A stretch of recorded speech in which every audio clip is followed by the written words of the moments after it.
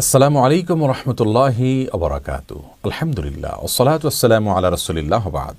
সুপ্রিয় দর্শক শ্রোতা ভাই বোন, আজ আমরা কথা বলতে চাই মা বোনদের হাই হিল তথা উঁচু জুতো পরিধান করার ব্যাপারে ইসলাম শরিয়ার দৃষ্টিকোণ নিয়ে।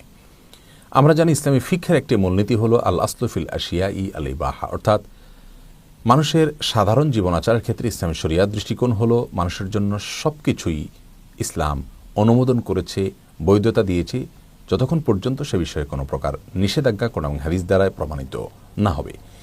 এই মূলনীতির আলোকে আমরা বলতে পারি যে একজন মানুষ লেবাস, পোশাক তথা পরিচ্ছদ তথা জুতো এগুলো পরিধান করার ক্ষেত্রে ইসলাম তাকে সম্পূর্ণ স্বাধীনতা দিয়েছে। তিনি কী ধরনের পোশাক আশাক পরবেন না পরবেন সেটি একান্তই তার ব্যাপার।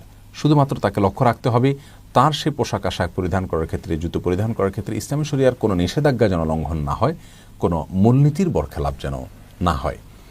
আজকাল মা বোনরা যে সমস্ত হাই হিল তথা উঁচু জুতো পরিধান করে থাকেন, এসব জুতোর মধ্যে আমরা কয়েকটি বিষয় দেখি অত্যন্ত পরিষ্কারভাবে। তার প্রথমটি হলো যে অনেক মা বোন এ সমস্ত হাই হিল পরিধান করে থাকেন এই উদ্দেশ্যে যে আল্লাহ রাব্বুল আলামিন তাকে যতটা উচ্চতা দিয়ে সৃষ্টি করেছেন, এ সমস্ত উঁচু জুতো পরিধান করে তার সে স্বাভাবিক উচ্চতার চাইতে তিনি অনেক বেশি উঁচু এবং লম্বা, এই জিনিসটি জাহির করার প্রবণতা এবং উদ্দেশ্য নিহিত থাকে, যা সুস্পষ্ট রূপে এক ধরনের প্রতারণা। দ্বিতীয়ত, হাই হিল তথা উঁচু জুতো পরিধান করে চলাফেরা করার ক্ষেত্রে শরীরের কোনো কোনো অঙ্গ প্রত্যঙ্গ অত্যন্ত দৃষ্টিকটুভাবে প্রকাশিত হয়ে যায়। সেই সাথে চলাফেরার যে স্বাভাবিক স্টাইল সেটা অনেকটা বিকৃত হয়ে দৃষ্টিকটু এবং অশোভন পর্যায়ে দেখা যায় এবং অন্যের দৃষ্টি অত্যন্ত স্বাভাবিকভাবে তার দিকে আকৃষ্ট হয়ে যায়।